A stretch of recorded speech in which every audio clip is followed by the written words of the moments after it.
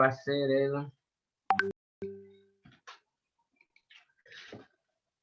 ya vas, el examen el 12 de febrero vamos a dar ese instancia, la primera, por si acaso, ¿ya? Para que se preparen para ese examen, que va a ser para los que no lo hicieron, obvio, los que ya lo hicieron no necesitan presentarse ese día, ¿se entiende? ¿Sí? Sí, ingeniero. Ya, entonces vamos a comenzar hoy día con las otras dos clases, que el día 12 de febrero tenemos de aquí 2 semanas el examen para el recuperatorio, para la parte del primer parcial. Eso fue lo que dije, alguien estaba preguntando, no sé si me pudo escuchar.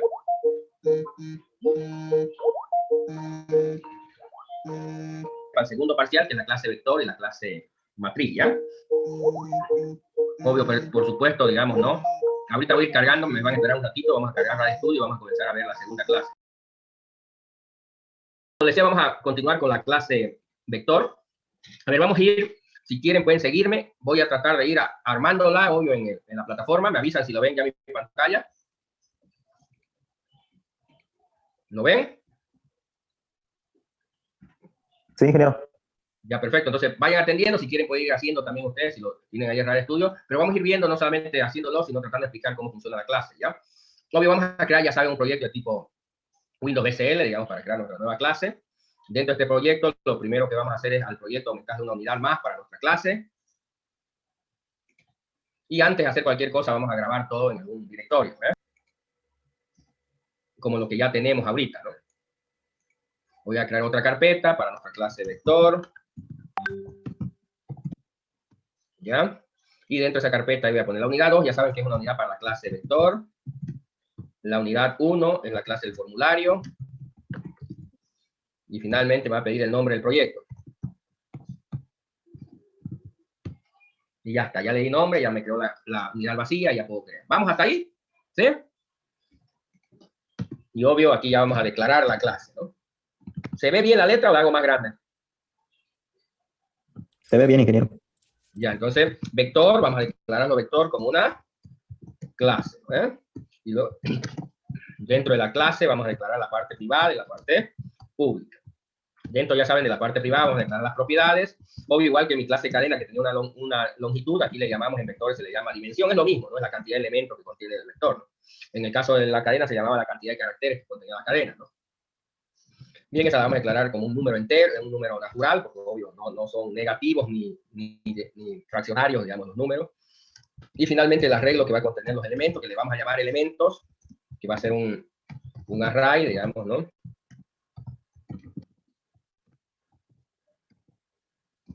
Y aquí es donde cambia, ¿no? Obvio, en el clase cadena los elementos siempre han un char, en cambio aquí pueden ser de cualquier tipo. No vamos a comenzar diciéndole que van a ser números reales, ¿no? Entonces, pero aquí lo puedo cambiar por string, por cualquier tipo, ¿no? Y puedo crear un vector de cualquier tipo, ¿no?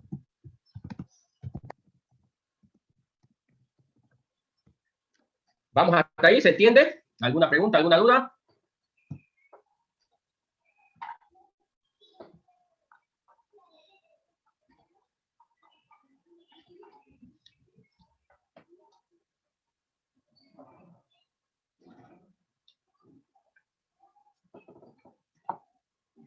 Señores. Todo claro, ingeniero. Ok, ya. Y vamos a seguir, por supuesto, luego con los métodos, ¿no? Vamos a comenzar con una función que devuelva la dimensión. Le vamos a llamar una función que devuelve. Obvio no le puedo llamar dimensión porque ya la propiedad se llama dimensión, así que le he puesto la función din, que devuelve la dimensión, obvio devuelve un número que corresponde a la cantidad de elementos que tiene el vector, ¿no? Luego los métodos básicos para manejar los elementos del vector. Obvio, igual que en la clase cadena, podemos adicionar un elemento. Obvio, se supone que le paso el elemento, la única diferencia es que aquí el elemento son números reales. Puede tener un método para modificar un elemento. En este caso tengo que enviarle la posición donde se encuentra el elemento y el elemento que va a reemplazar al que ya existe, que obvio va a ser un número real. Voy a hacer un método para insertar un elemento. Igual va a recibir la posición donde se va a insertar y el elemento que se va a insertar.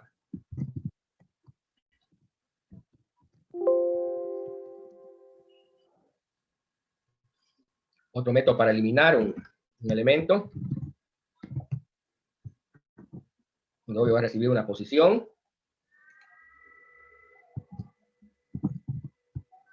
Y va a eliminar el elemento en posición. Luego un método para obtener un elemento.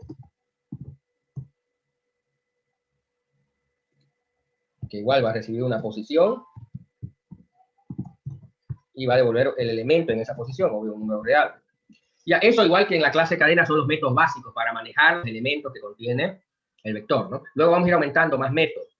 A ver, hasta ahí un rato intenten ver y vamos a ir implementando estos métodos, entender cómo debe ser. Obvio, algorítmicamente son iguales a los métodos que hicimos en la clase cadena, así que no cambia. O lo único que cambia es que en vez de ser caracteres, el arreglo, ahora son números reales, nada más. Pero algorítmicamente estos métodos, por lo menos estos, son similares, ¿no?, a lo que ya hicimos. ¿Se entiende? Señores. Señores. ¿Se entiende? Entonces, a ver, intentemos implementar esto. Deberían implementarlo hasta con los ojos cerrados estos métodos, porque bueno, se supone que ya saben hacerlo, digamos, ¿no? Así que debería ser sencillo. A ver, intenten ver cómo se lo harían y luego, por supuesto, vemos, me preguntan, les trato de explicar, los hacemos, pero a ver, intenten un rato y luego hablamos. Les voy a dar un par de minutos para que, a ver, intenten ir avanzando, ¿ya?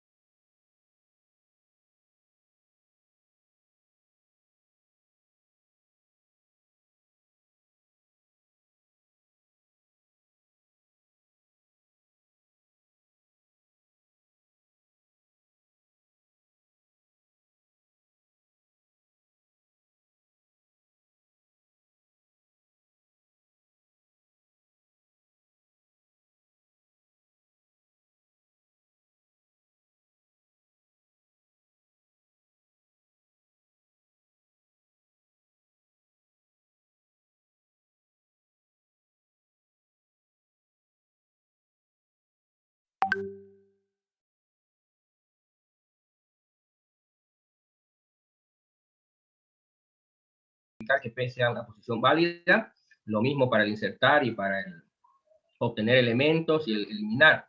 Ahora el eliminar está mal, no basta dimensión, sino dimensión -1 en el eliminar, ¿no? Luego en el insertar está bien, digamos, ¿no? Esas son las correcciones que tendrías que hacer, ¿se entiende? Entendido, ingeniero.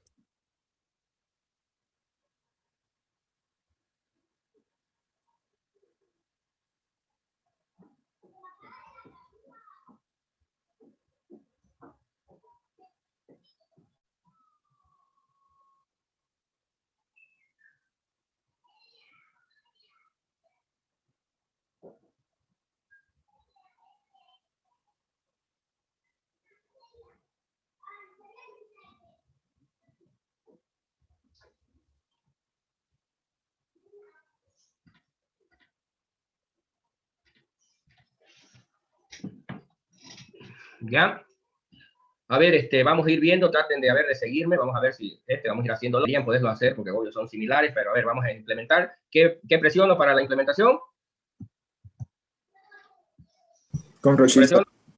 Eso, muy bien. Entonces, adicionar elementos, se supone que lo que tengo que hacer es incrementar la dimensión, en este caso, ¿no ves? Luego,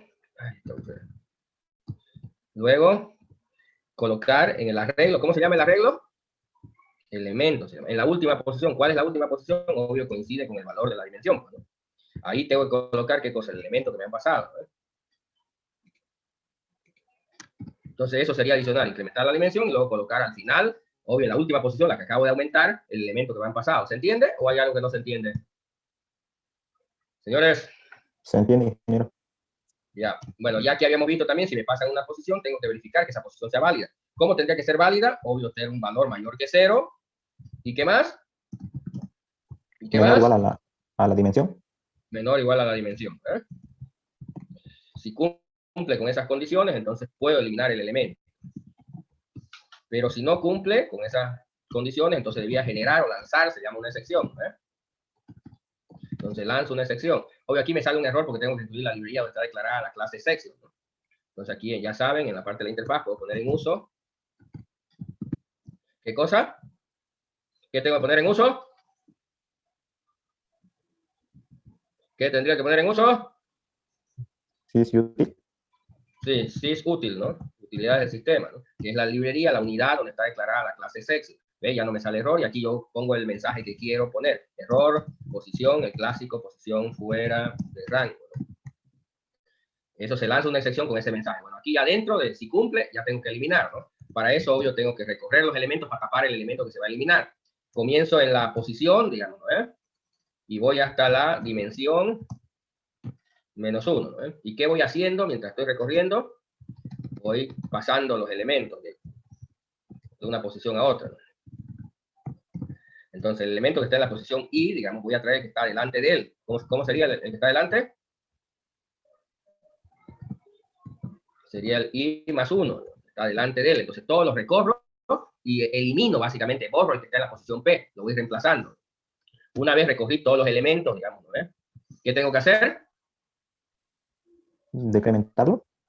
Sí, hay que decrementar la dimensión, porque bueno, acabo de eliminar un elemento, entonces tengo que decrementar la dimensión. Si no, no sería coherente. Ya, eso sería el eliminar, ¿no? Obvio, la función que retorna la dimensión solo sería un result de la propiedad dimensión. Bueno, si me dice cuánto es la dimensión, simplemente devuelvo. Por eso es que cada vez que aumento, cada vez que aumento un elemento, aumento la dimensión, para que cambie su valor. Cada vez que quito, le quito. Así que siempre dimensión que va a tener la cantidad de elementos que tiene el vector. Obvio, la primera vez, ¿cuánto va a tener? ¿Cuánto va a valer dimensión? Cuando recién cree el objeto. 0. 0. Entonces, cada vez, si aumento 1, ¿cuánto va a valer? 1. Si quito 1, va a valer de nuevo 0. Así que siempre dimensión va a tener el valor correcto de cuántos elementos tiene el vector. Para eso es la propiedad. Entonces, si yo le pregunto al vector, decime cuántos elementos tiene, obvio me va a devolver lo que vale esa variable, esa propiedad, ¿no? Y va a ser el valor correcto. ¿Se entiende, no? Bien, obtener un elemento, obvio, primero valido que la posición sea válida. Ya lo hicimos en el código, así que obvio lo que cambia es esto de acá, ¿no? Entonces, si la posición es válida, hago algo y si no, devuelvo una excepción, que es la misma, la posición no es válida. Entonces, si me dicen obtener elemento y me envían la posición, si la posición es válida, simplemente ahora tendré que devolver el elemento en esa posición. Obvio, voy al arreglo. ¿Cómo se llama el arreglo? Elementos. ¿Cuál es el elemento que quieren? El que está en la posición P. Y simplemente lo devuelvo ese elemento, ¿no? Eso es obtener un elemento. Es bastante simple, ¿no? Ya que es muy similar a lo que es modificar un elemento, igual tengo que validar que la posición sea válida. Si la posición es válida, entonces ¿qué tendría que hacer? Ir al arreglo en la posición P y cambiar ese valor por ¿cuál? ¿Por qué tendría que cambiar? Por el E. Por E. Por el E. Perfecto, ¿eh? Y listo, ya está el modificar. Ahora solo me falta el insertar. Igual insertar requiere que verifique que la posición sea válida. A ver, si la posición es válida, entonces lo que tengo que hacer aquí es insertar, ¿ya?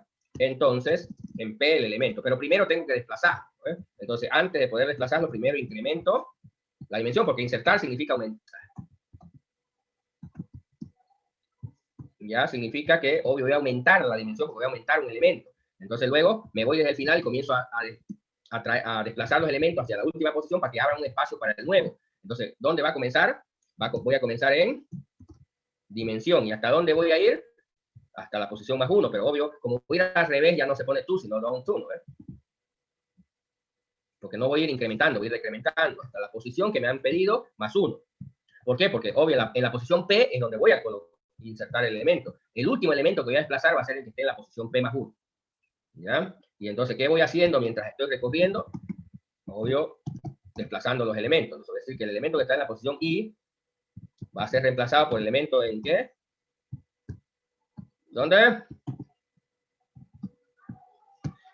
En la posición I más 1, porque estoy yendo al revés. Está bien al final lo pongo, el que estaba de último, al incrementar la dimensión ya no es el último, sino el penúltimo. Voy a la última posición y traigo el penúltimo, así, y voy recorriéndolo todo, para abrir un espacio, ¿para qué? Para que luego al final coloque en la posición P el elemento que me están pidiendo. Y ahí estaría ya la implementación de todos estos métodos, ¿no?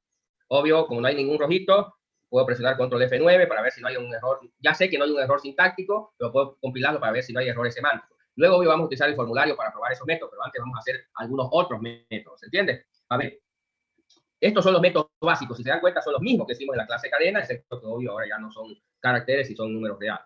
A ver, vamos a hacer unos, les voy a dar para que hagan unos 3 ejercicios de estos básicos también en la clase vector, intenten hacerlo, para que la próxima clase comencemos ya a hacer ejercicios un poco más avanzados sobre vectores. ¿Ya? A ver, ¿qué podemos hacer? Podemos hacer una función que me devuelva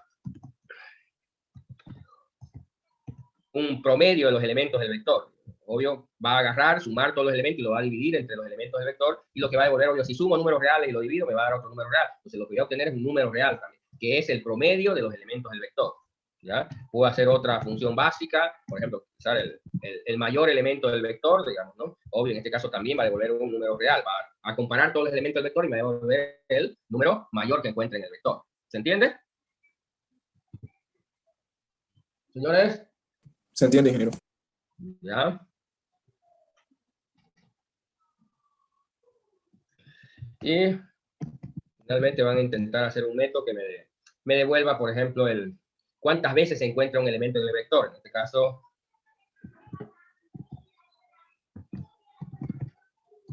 yo le envío el elemento, digamos, le envío el número, y me dice cuántas veces el número está en el vector. Obvio, si no hay, me va a devolver 0, y si hay 1, una vez, si hay 2 veces, me va a devolver 2, ¿entiende?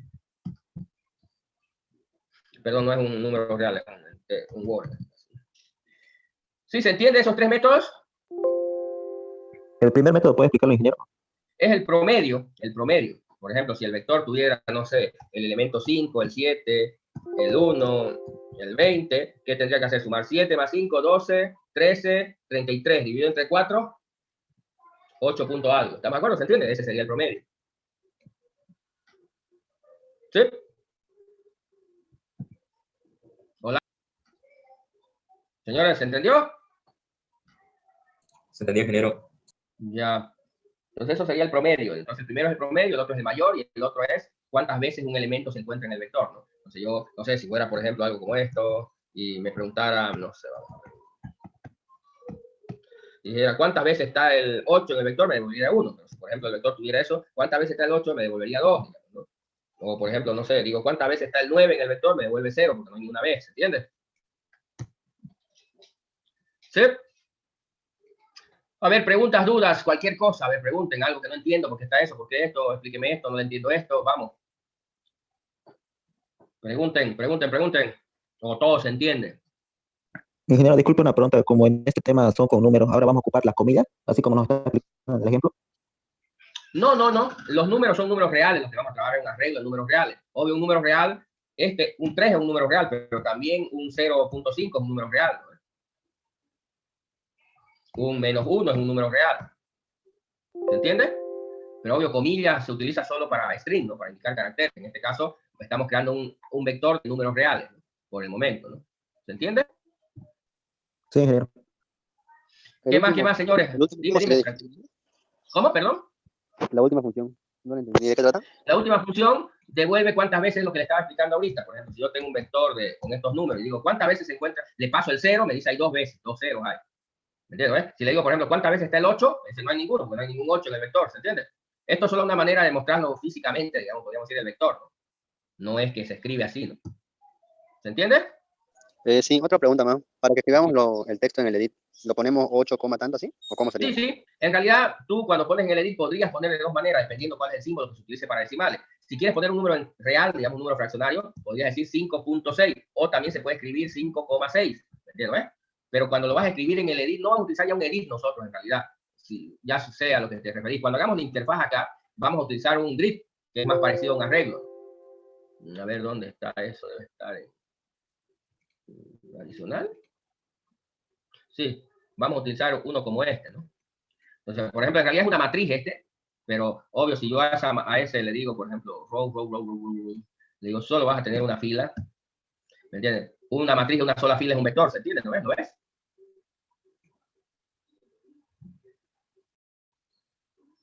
Aquí, por ejemplo, vamos a poner lo que sean editables. Entonces, ¿ves? Cuando esto lo haces correr este componente, ya.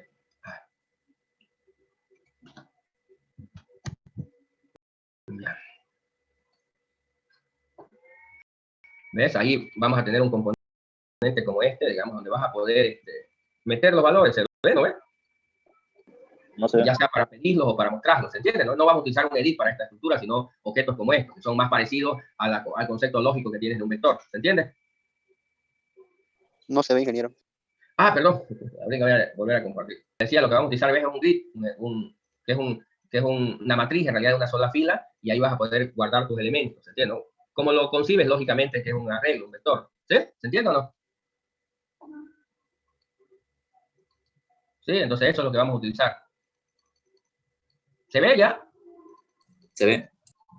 Entonces ese es el componente, ya no vamos a utilizar un edit para pedir o mostrar, vamos a utilizar un string grid, digamos, ¿no? una grilla se llama en español, la traducción de un... ¿Estamos? ¿Se ve, no? Y obvio esa grilla te sirve para pedir o mostrar información en una estructura tipo matricial, tipo vector o tipo matriz. ¿Se ve, no? ¿Sí? ¿Se entiende, no? ¿Eso era lo que estabas preguntando? Sí, eso era. Ya, luego ya vamos a hacer esto, no te preocupes, digamos, ¿no? Por el momento, ¿qué más, señores? A ver, pregunten. ¿Preguntas? Para sacar la dimensión de elementos. Perdón, se te cortó, no te escuché. Para sacar la dimensión de los elementos. Por eso, para eso es esta propiedad y para eso hicimos este método, para saber cuántos elementos tiene, ¿no? O me estás hablando de este objeto gráfico. Ajá, sí. Ese objeto gráfico tiene propiedades. Obvio, está en inglés. Row quiere decir filas. Entonces, row count dice cuántas filas tiene. ¿Ves? Tiene una sola fila. Col, columna. Col, columna. Cantidad de columnas. Dice, tiene 5. ¿Se entiende? ¿No? Entonces, este es el nombre del objeto y puedes acceder a sus propiedades para saber cuántas filas o cuántas columnas tiene. ¿Se entiende? Ya me queda más claro. ¿Ya? ¿Qué más, señores? Pregunten cualquier cosa. Vamos. Cualquier cosa que tengan dudas y necesiten que se les explique, para que intente explicarles, digamos, de la mejor manera y puedan entender cualquier cosa. A ver, de una vez. Como en el proyecto números usábamos un logaritmo para sacar la longitud del número y en cadenas usamos un length. Para vectores, ¿qué usaríamos? Dimensión, pues, ¿no? ¿Me entiendes? Por eso es la propiedad. Lo que pasa es que el len ya era algo que ya traía el lenguaje que te devolvía la longitud de un string, pero no era la clase cadena. Igual para la clase cadena teníamos una propiedad longitud, ¿me entiendes? En el caso del vector tenemos una propiedad dimensión y tenemos una función dim que me devuelve la dimensión del vector. ¿Se entiende, no? ¿Sí? No le entendí muy bien. Perdón, no te escuché. Que no le entendí. Ya, si tú quieres saber, si tú declaras un objeto de la clase vector y quieres saber cuántos elementos tiene el vector, no hay una función hecha por el lenguaje. Por eso hicimos nosotros una que se llama dim, que te va a devolver cuántos elementos tiene el vector. ¿Se entiende? Entonces, si quieres saber cuántos elementos tiene el vector, puedes llamar a la función dim. Por ejemplo, acá, si yo declaro un objeto aquí, x, lo voy a llamar, va a ser algo de la clase vector, vamos, hoy voy a poner en uso la unidad esa para que lo reconozca, ¿sí? Y luego en algún lugar del programa, quiero saber cuánto es la dimensión de x, simplemente le voy a decir a x y voy a llamar a la función dim, y dim me va a devolver cuántos elementos tiene el vector. Es el vector x en este caso, ¿se entiende o no? Ya le entendí bien. ¿Qué más, señores? Vamos, hablen. Pregunten lo que sea, lo que no entiendan. Disculpe, una pregunta sobre el tema de los números. Cuando yo estaba practicando quería intentar trabajar con un tipo de dato booleano, true o false, pero al momento de ponerlo en el label me salía error, tipo de dato Claro, no incompatible puede, con porque el booleano. booleano no se imprime, no es un valor, digamos, que se pueda cómo, convertir a... Entonces, sí, ¿qué es lo que tienes que Delphi, hacer ¿cómo en se pone? realidad? A ver, ¿qué es lo que tienes que hacer? Si tu función, vamos a suponer, voy a ir un ratito, espérame.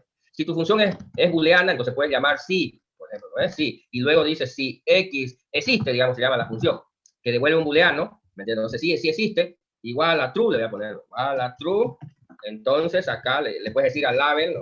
Label 1.caption, igual a, no sé, verdad, así, a lo que te dé gana, ¿me entiendes? Else le dices label, ¿se entiende? ¿No? Entonces, lo que no puedes decirle es label caption x.exist, ¿me entiendes? Asumiendo que existe una función booleana que va a haber un true y esperar que label muestre el true o el false, ¿se entiende?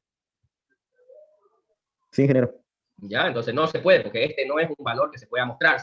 Entonces, lo que hace es te pregunta por ese valor, si x.exist, asumiendo que existe es una función que devuelve un valor booleano, igual a true, entonces ahí ya lo cambias ese true por un texto en el label que diga sí, está, verdad, lo que te dé la gana, ¿no? Y else también lo mismo, ¿no? ¿Sí? ¿Se entiende? Sí, ingeniero. Ya, perfecto. ¿Qué más, señores? Vamos, hablen, pregunten, lo que sea.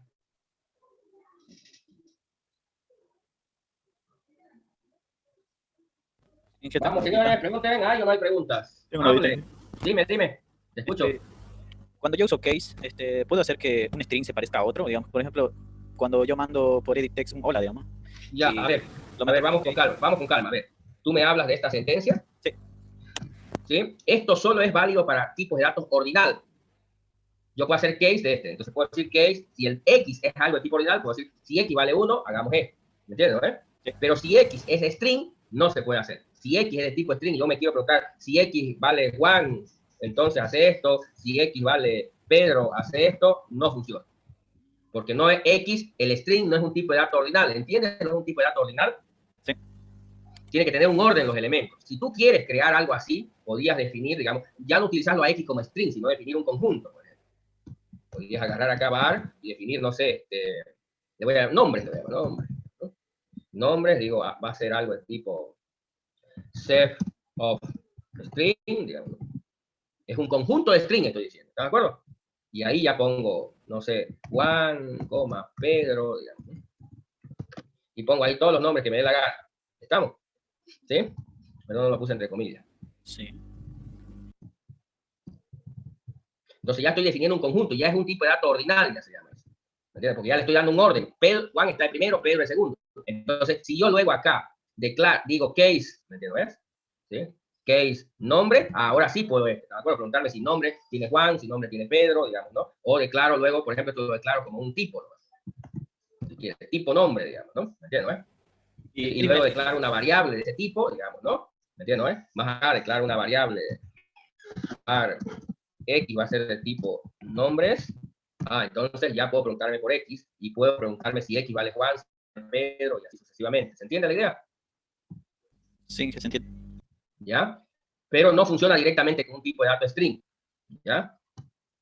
Ya lo equivalente, para no hacer todo este chiverío, si quieres hacer eso, no es con que, ya es básicamente si, con un montón de i, si X es igual a Juan, hago esto.